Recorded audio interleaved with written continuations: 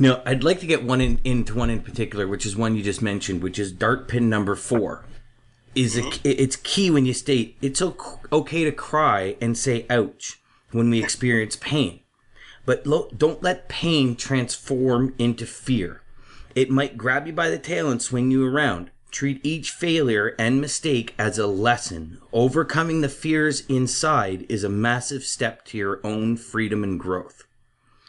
How can we start to overcome our fears early? I mean, fear of success, fear of failure, fear of people not accepting my idea. I mean, these are all very real fears in most people's mind. How do we start to overcome these? I believe, Dan, that it starts with owning your story. It starts, and I believe it ends there. You're the master storyteller. You own the copyrights to what happened to you. That means you can rewrite the script to say whatever you want it to say.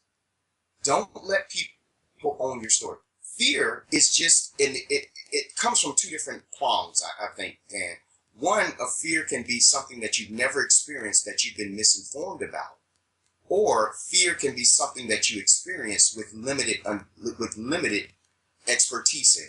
For instance, if you walk up to me and I've never experienced swimming and you shove me into a pool and then you drag me out, chances are I'm not going to want to go near water for a very long time.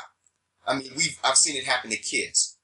But you take someone who's had the right, and the only reason that happens, Dan, is because I was introduced to it incorrectly. Now check this out. You take another child and you introduce them to swimming properly by putting them in, showing there's nothing to fear, showing them that they control their breathing. They can float if they want to. You take the limitations off of their abilities, and they're in their same age, same type of person, and they love water. You can't drag them out of it. What happened? One person was introduced to a new experience incorrectly. And I think that's the bulk of where our fear comes from. Fear of success is simply because we were introduced to success incorrectly.